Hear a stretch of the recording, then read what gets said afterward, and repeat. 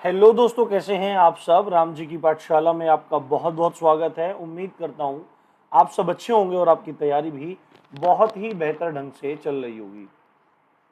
जैसा आप सबको पता है, हम लोग जीएस को कवर करने का प्रयास कर रहे हैं और टॉपिक वाइज टॉपिक कर रहे हैं जो यूपीएसआई के लिए और आपका पैट, एसएससी, जीडी, एसएससी, मतलब तमाम जितने भी एग्जाम हैं उन सब के लिए बहुत ज़्यादा महत्वपूर्ण है।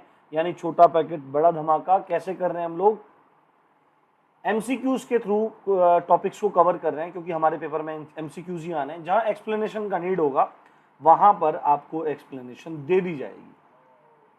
अब से पहले हमने सिंधु घाटी सभ्यता को देख लिया है, उसके बाद हमने वैदिक संस्कृति को शुरू किया था, वैदिक काल को शुरू किया था, और उसमें ऋग्वैदिक काल यानी पूर्व वैदिक काल को हमने समझ लिया था। उसके बाद आज हम लोग देखते हैं उत्तर वैदिक काल को, यानी पूर्व किसको कहते हैं। देखो, पूर्व कहते हैं पहले को, पूर्व कहते हैं पहले को, एक सेकेंड, पूर्व कहते हैं पहले को और उत्तर कहते हैं बाद वाले।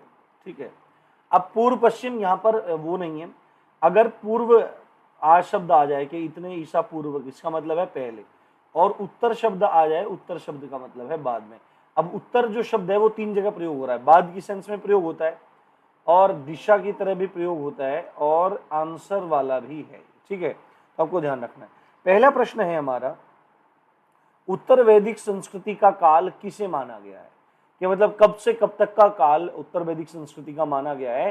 तो आपको ध्यान रखना है आपका बी ऑप्शन, 1000 ईसा पूर्व से 600 ईसा पूर्व तक, 1000 ईसा पूर्व से 600 ईसा पूर्व तक, क्योंकि इससे पहले का जो काल है, जो 1500 से लेकर और 1000 ईसा पूर्व तक का काल है, ये काल है हमारा ऋग्वैदिक काल। ठीक है, और 1000 से लेकर और अपना 600 ईसा पूर्व तक ये है हमारा उत्तर वैदिक काल। अगले प्रश्न की तरफ बढ़ते हैं। अगला प्रश्न कहता है हमारा कि उत्तर वैदिक काल में निम्नलिखित में से किनको आर्य संस्कृति का धुर माना जाता था। देखो, उत्तर वैदिक काल में हमारे महाजनपद भी, जो 16 महाजनपद हैं, वो भी धीरे धीरे अस्तित्व में आने लगे थे, वो भी अस्तित्व में थे। तो उनमें से कौन से जो महाजनपद थे जिनको आर्य संस्कृति का धुर माना जाता था, मतलब सबसे महत्वपूर्ण स्थान माना जाता था, वो थे कोसल और विदेह। कोसल और विदेह है, ये आपको ध्यान रखना है, ये आपका ऑप्शन है। उत्तर वैदिक काल में इनको आर्य संस्कृति का ध्रुव माना जाता था। उसके बाद अगला प्रश्न है, वैदिक काल में प्रचलित लोकप्रिय, ये यहां पे टाइपिंग मिस्टेक थोड़ा हो रहा है, ये लोकप्रिय, लोकप्रिय वैदिक काल में प्रचलित लोकप्रिय शासन प्रणाली क्या थी। निरंकुश थे? नहीं, ऐसा नहीं था। प्रजातंत्र था? बिल्कुल ऐसा भी नहीं था। गणतंत्र था? नहीं, ऐसा भी नहीं था। तो क्या था? राजतंत्र था। और किस प्रकार का? वंश परंपरागत, यानी कि अगर ये राजा है तो इसका बेटा राजा, फिर उसका बेटा राजा, फिर उसका बेटा राजा, फिर उसका बेटा राजा, इसी तरह से चेन चलती रहती थी। इस परंपरा को बोलते हैं, इस शासन प्रणाली को बोलते हैं वंश परंपरा, राजतंत्र। तो वैदिक काल में प्रचलित लोकप्रिय शासन प्रणाली क्या थी? वंश परंपरागत राजतंत्र। उसके बाद अगला प्रश्न आता है अपना, गोत्र व्यवस्था प्रचलन में कब आई। देखो, कल जो हमने देखा था कि गोत्र शब्द का प्रयोग कहां पे हुआ है, तो गोत्र शब्द का प्रयोग हुआ है हमारा ऋग्वेद में। कहां पे हुआ है? ऋग्वेद में हमारा गोत्र शब्द का प्रयोग हुआ है। और अब शब्द, ये बात आई, शब्द का प्रयोग हुआ ऋग्वेद में, ठीक है, पर ये प्रचलन में कब आई? गोत्र व्यवस्था, जो सरनेम है, सरनेम कब से यूज होने लगे? तो आपको उत्तर देना पड़ेगा, उत्तर वैदिक काल में सरनेम्स का लोगों ने यूज करना शुरू कर दिया। उसके बाद अगला प्रश्न है, काफी इंपॉर्टेंट प्रश्न है, सारे प्रीवियस ईयर पेपर में आए हुए प्रश्न है। इसमें है, आर्य सभ्यता में मनुष्य के जीवन के आरोही क्रमानुसार निम्नलिखित चरणों में कौन सा विकल्प सही है। यानी कि आपको पता है आरोही क्या होता है? आरोही होता है बढ़ता क्रम, है ना, इंक्रीजिंग ऑर्डर, है ना, इंक्रीजिंग ऑर्डर। एक ये बड़ा, उससे बड़ा, उससे बड़ा, उससे बड़ा, इस तरह से ये इंक्रीजिंग ऑर्डर रहता है हमारा। तो हमारे जीवन का क्या क्रम है? मतलब अब देखो, 4 आश्रम होते थे। कितने होते थे भाई? 4 आश्रम होते थे। 4 आश्रमों में 0 से लेके 25 तक होता था ब्रह्मचर्य। क्या होता था? ब्रह्मचर्य। 25 से लेकर और 50 तक होता था गृहस्थ। ब्रह्मचर्य का मतलब है कि जो भी व्यक्ति होते थे वो क्या करते थे? ब्रह्मचर्य का पालन करते थे, विद्या अध्ययन करते थे, गुरुकुलों में जाते थे, नई नई शिक्षाएं सीखते थे। उसके बाद जब वो स्नातक हो जाते थे, स्नातक ग्रेजुएट हो जाते थे, उसके बाद वो फिर शादी करते थे आके, और 25 से 50 साल की उम्र तक वो क्या करते थे, गृहस्थी का पालन करते थे, ब्याह शादी करते थे, और मतलब संतान उत्पत्ति करना, धनोपार्जन करना, ये सब वो काम करते थे। उसके बाद 50 से लेकर 75 तक वानप्रस्थ आश्रम में जाते थे। अब वानप्रस्थ क्या होता है? वानप्रस्थ सन्यास और गृहस्थ के मध्य का आश्रम है, यानी कि धीरे धीरे छोड़ने का अभ्यास रहता था। जैसे 3-4 महीना घर रह लिए और 3-4 महीना किसी आश्रम में, किसी महात्मा के पास जंगल में चले गए, तो धीरे धीरे अभ्यास पड़ जाता है। और जैसे ही 75 साल की आयु होती थी तो तुरंत 75 से 100 साल तक क्या रहता था? सन्यास का समय रहता था। तो ये 4 समय है। तो इसमें सीधे ही हमको दिख रहा है, पहला सही क्रम है, सबसे पहले ब्रह्मचर्य, उसके बाद गृहस्थ, गृहस्थ के बाद वानप्रस्थ, और वानप्रस्थ के बाद संन्यास है।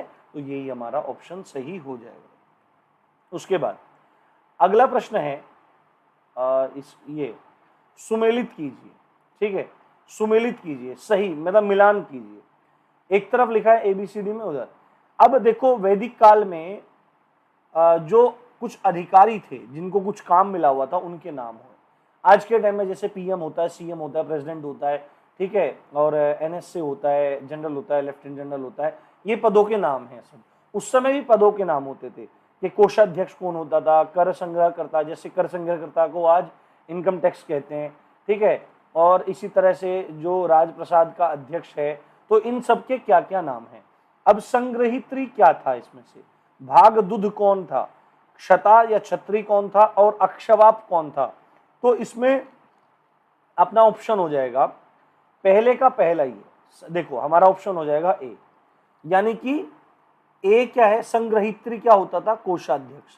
देखो कोषाध्यक्ष, कोष में क्या रहता है? कोष में रहता है धन, और धन को क्या किया जाता है? एकत्र किया जाता है, या क्या किया जाता है? संग्रह किया जाता है। क्या किया जाता है भाई? संग्रह किया जाता है। तो संग्रह किया जाता है, जोड़ा जाता है, कौन करेगा? संग्रहित्री, संग्रहित्री करेगा, ठीक है। उसके बाद कर संग्रह करता, कर को जुटाने वाला, टैक्स को लेने वाला, भागदूध कौन होता था? भागदूध होता था। उसके बाद जो क्षता है या छत्री है, वो क्या करता था? वो करता था प्रतिहारी, वो प्रतिहारी था। राजप्रसाद, राजप्रसाद का मतलब है राजा का जो महल था, भवन था, उसका अध्यक्ष था, ठीक है, वहां पे देखभाल करना। और अक्षवाप कौन था? अक्षवाप था हमारा पासे के खेल में राजा का सहायक, कि राजा यदि पासा खेल रहा है तो उसमें उसकी सहायता करने वाला, ठीक है, ये आपको ध्यान रखना। उसके बाद अगला प्रश्न है, फिर से वही आ गया, और इसका आंसर आप आराम से दे पाएंगे। इसमें सुमेलित कीजिए, यहाँ पे आश्रम लिखा है, यहाँ पर आयु लिखिए। ब्रह्मचर्य, गृहस्थ, वानप्रस्थ और संन्यास। मैंने अभी आपको बताया है, जन्म से लेकर और 25 वर्ष तक ब्रह्मचर्य, गृहस्थ 25 से 50, वानप्रस्थ 50 से 75, और संन्यास 75 से 100, यानी कि 1, 2, 3, 4 वाला ऑप्शन हमारा सही हो जाएगा, ठीक है। अगले प्रश्न की तरफ बढ़ते हैं। अगला प्रश्न है, निम्नलिखित में से कौन सा एक विवाह का प्रकार नहीं है? निम्नलिखित में से कौन सा एक विवाह का प्रकार नहीं है? तो देखो, विवाह जो होते हैं, विवाह के 8 प्रकार हमारे वेदों में बताए गए। विवाह के 8 प्रकार बताए गए हैं। 4 उसमें कैसे हैं? 4 सराहनीय हैं। 4 कैसे हैं? सराहनीय हैं। और 4 निंदित हैं। 4 कैसे हैं? निंदित हैं। और निंदित वालों में कौन सा है? गंधर्व विवाह भी निंदित वालों में ही आता है, ठीक है। तो देखो, प्रजापत्य है, आर्ष विवाह है, पैशाच विवाह है, दुर्गम कोई विवाह नहीं होता है, ठीक है, दुर्गम कोई विवाह नहीं होता है। देखो यहाँ पे आपको मिल जाएंगे, देखो ज्यादातर आपको सब मिल जाएंगे। प्राजापत्य विवाह हो गया, आर्ष विवाह हो गया, पैशाच विवाह हो गया। अगले प्रश्न में देखो यहाँ पे गंधर्व विवाह मिल जाएगा, राक्षस विवाह मिल गया, और ब्रह्म विवाह आपको यहाँ पर मिल गया, ठीक है। तो देखो हमारे कितने हो गए? 6 विवाह हो गए। दो आप मेरे को कमेंट करके बताएंगे ढूंढ के कि 2 विवाह कौन से हैं। तो इनमें प्राजापत्य, आर्ष और ब्रह्म, ये जो विवाह हैं ये अच्छे माने जाते हैं, जबकि राक्षस और पैशाच और गंधर्व विवाह ये अच्छे नहीं माने जाते हैं, ठीक है, ये अच्छे नहीं माने जाते हैं, ये आपको ध्यान रखना पड़ेगा, ठीक है। तो अपना क्या है? केवल 4 है जो नहीं है। उसके बाद निम्नलिखित में से कौन सा सुमेलित नहीं है। देखो यहाँ पे इनके अर्थ भी हैं, मैं इसको थोड़ा ऊपर बढ़ा देता हूँ जिससे आपको थोड़ा मिल जाए इसके ऑप्शन। ठीक है, यहाँ पे सुमेलित नहीं है, इसके ऑप्शन, अच्छा ठीक है, ऑप्शन भी इसी में है। कौन सा सुमेल? गंधर्व विवाह। गंधर्व विवाह को कहते हैं प्रणय विवाह, यानी कि लड़का लड़की एक दूसरे को पसंद आए, ब्याह कर लिया, छुट्टी, ठीक है, हो गया काम। राक्षस विवाह क्या होता है? जब बलपूर्वक किसी स्त्री को से विवाह किया जाता है, उसको राक्षस विवाह कहते हैं, ये निंदित विवाह में आता है। ठीक है, उसके बाद ब्रह्म विवाह। ब्रह्म विवाह, ब्रह्म विवाह कैसा है? सर्वोत्तम विवाह है, सबसे बढ़िया विवाह माना जाता है।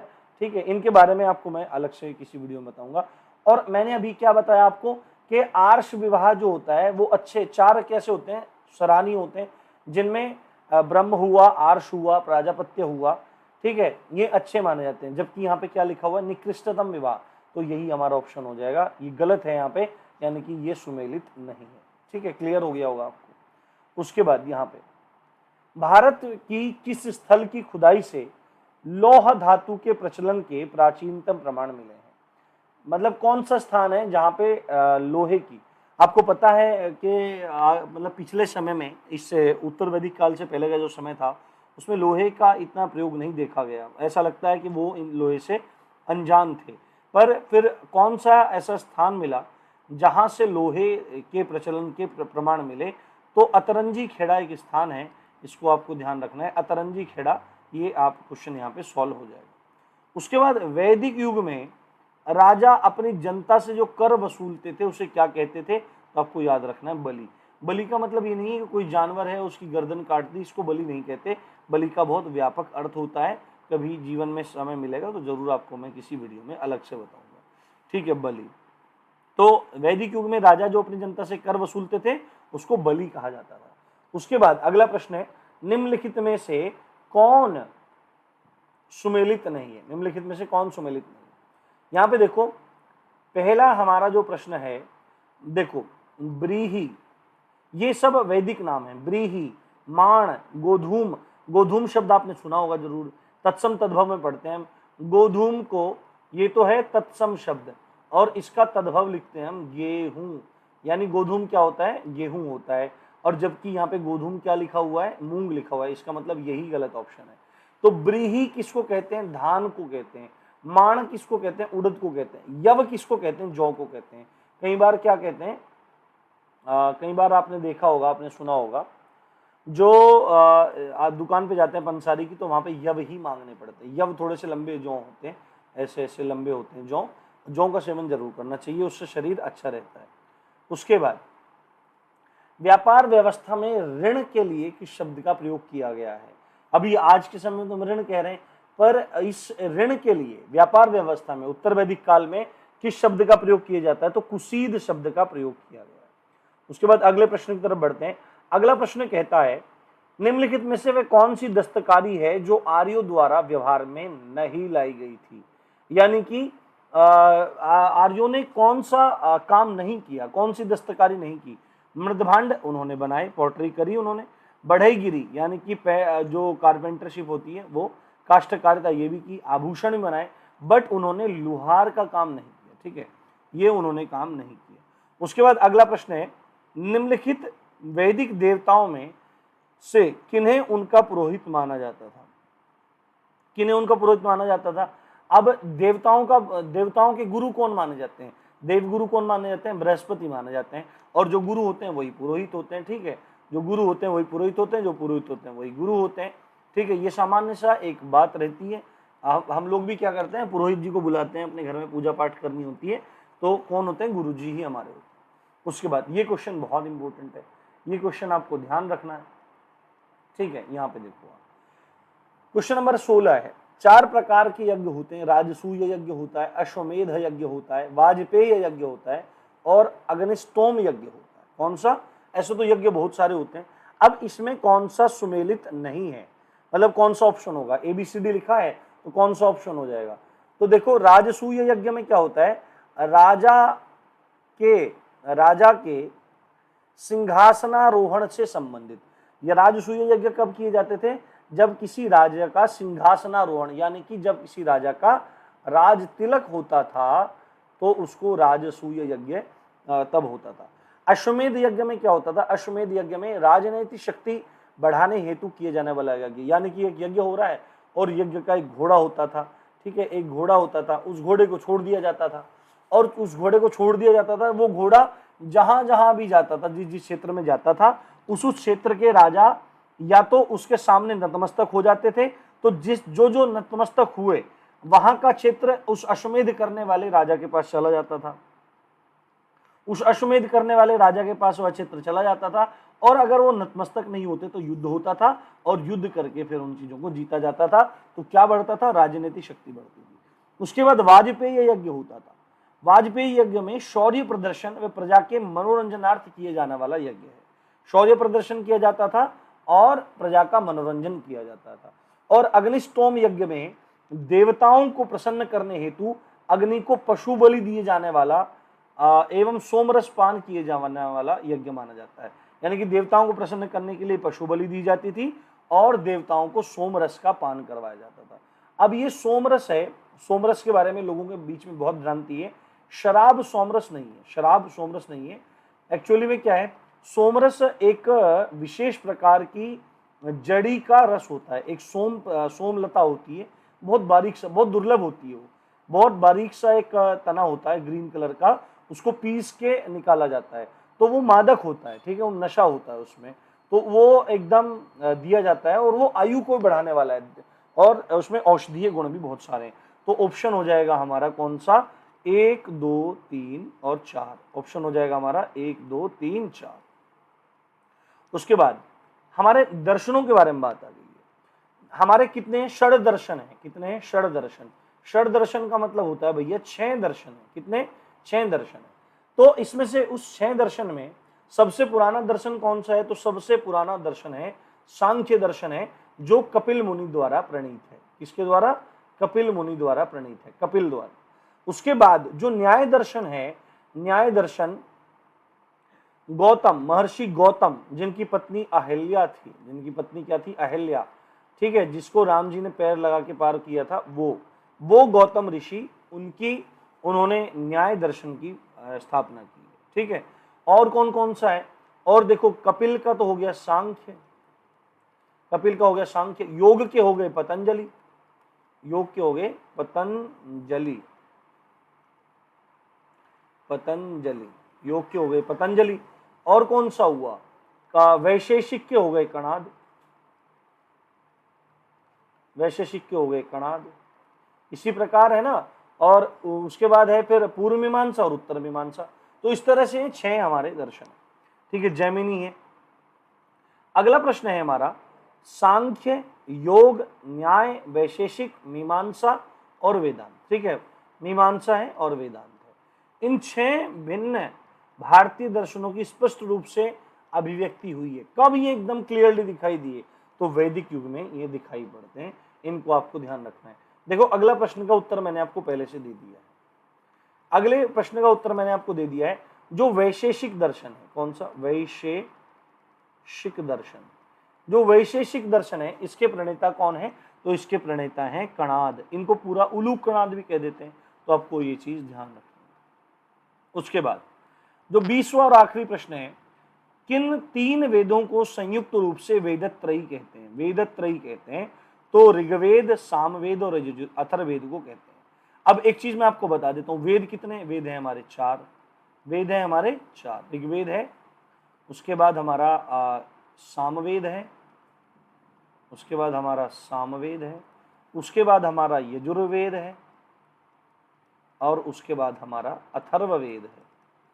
अब जो ये चारों वेद हैं, इसमें सबसे पुराना ये ऋग्वेद सबसे पुराना है और इसी में ही बात हुई है गायत्री मंत्र की। सामवेद में किस चीज की बात हुई है? भारतीय संगीत का जनक माना जाता है सामवेद को। यजुर्वेद एकमात्र ऐसा वेद है जिसको गद्य और पद्य दोनों में लिखा गया है, यानी कि हम इसको गा भी सकते हैं और हम इसको क्या कहते हैं, इसको पढ़ भी सकते हैं। तो जो गाया जाता है उसको कृष्ण यजुर्वेद कहते हैं, उसको कृष्ण यजुर्वेद कहते हैं। और जिसको पढ़ा जाता है वो कृष्ण यजुर्वेद है, और जिसको गाया जाता है उसको शुक्ल यजुर्वेद कहते हैं। क्या कहते हैं? शुक्ल यजुर्वेद कहा जाता है।